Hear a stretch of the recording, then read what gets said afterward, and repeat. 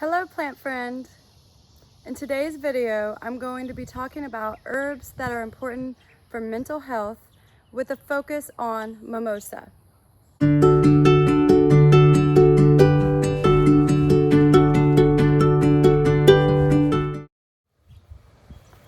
Before I talk about mimosa and its benefits, I want to talk about mental health in the US because mental health issues are really becoming a crisis in America because we are so disconnected, and COVID did not help. A lot of people are isolated in their homes. They don't have connections with friends or even their family. And so this does lead to mental health issues because humans are born, we are meant to have connections, and when we don't have those, we are not healthy, we're not happy, and mental health issues arise. So if you are dealing with mental health issues or experiencing them, don't be hard on yourself, because it's really just an effect of the society, the modern society that we live in. And that's why it's a growing issue, and especially among the youth. There's a lot of stigma and shame attached with talking about mental health issues. And if you experience shame and you have a hard time expressing any kind of discomfort that you are having, I highly recommend reading this book, Daring Greatly, by Brene Brown. And so it's how the courage to be vulnerable transforms the way we live, love, parent, and lead. This is a great book. I'm reading it right now. And it really made me want to do this video and talk about herbs to treat mental health issues and how we really need to bring awareness to mental health issues in America, especially among the youth. And we need to talk about what herbs you can turn to for these issues, all right? We need to normalize it, because this tree, mimosa, is known as the tree of happiness. And it is prescribed often in Asia for depression and insomnia and anxiety.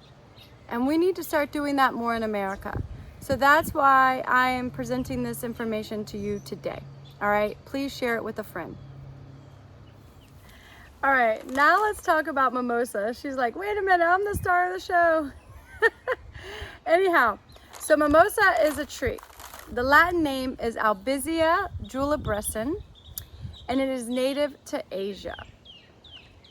It was introduced to North America in the 1700s, and it became naturalized by the 1970s. So it takes a while. That's called lag time. But anyway, so it's not native to here. It is naturalized. Some people consider it to be an invasive species, and it can be, especially in floodplain situations. It is in the pea family, Fabaceae. It fixes nitrogen, so it can fix atmospheric nitrogen, and its roots. So it has nodules in the roots that contain bacteria that fix the nitrogen. So it can build the soil. It has, let me take one of your leaves if that's okay. Thank you. Bipinnately compound leaves. So these are compound leaves, and they're bipinnately compound, and they respond to touch. So if I touch this leaf, it will start to close up. I want you to check out, if you have mimosa that grows around you, I want you to look at it during the day. You see how they're all open? And then look at it at night, because the leaves close up at night. They fold at night. It's really neat. This leaf is interesting because one of the leaflets, there we go. And I used to love as a kid to pull these little leaflets off and then throw them up. It's a lot of fun. But it's a beautiful plant. Let's talk about the flowers. So the flowers are this beautiful pink color, and these little pink thread-like hairs are actually the male part of the plant. So that is the stamen. It has pollen on the end of it. I actually put it in my scope to make sure, and sure enough, each one of these has a little thing, a pollen grain on the end of them. And then the female part of the flower is in the middle. So if I peel back all this, hold on, I'll get to the stigma. And so that is the female part of the plant, and it is in the middle. It has an amazing, amazing fragrance. It smells really, really good. All right, so I'm pretty confident that you will be able to find mimosa because it has naturalized, I think, throughout the whole contiguous United States. Now let's talk about the medicinal properties of mimosa. So mimosa works on the heart and liver meridian. It moves the blood, okay? It's really, really good for depression and anxiety, and that's why I'm talking about it today, because it is probably the most popular herb for depression. Listen to these birds. And in China, that's what they prescribe for depression, is mimosa bark. Both the flowers and the bark are used for depression, but the bark is more strong. It works on a deeper level. And so if you've been dealing with depression for a long time, you probably need to work with the bark. But if this is something that's been brief or it's just due to some recent trauma, the flowers will probably work just as well as the bark. So again, if it's deep-seated and it's been there for a long time, definitely work with the bark of mimosa. But if it's something that you've just been experiencing and it's acute, then I would work with the flowers. And the flowers are easier to obtain too than the bark. But the fact that mimosa is an invasive, well, considered invasive by many people, you don't have to feel bad for collecting the bark. You still want to collect it with gratitude. All right, so I want to talk about how you can work with mimosa. If you are, having mental health issues, or if you're not, mimosa can still benefit you by moving your blood, helping protect your heart and your liver, improving your eyesight, right? So I recommend getting some flowers and making a tea, starting with that first. The flowers have the least amount of medicine, and then the bark has the most. And so to experience, there's an ant on me, so I won't get into it, but mimosa, a lot of plants in the Fabaceae have a beneficial relationship with ants. But anyhow,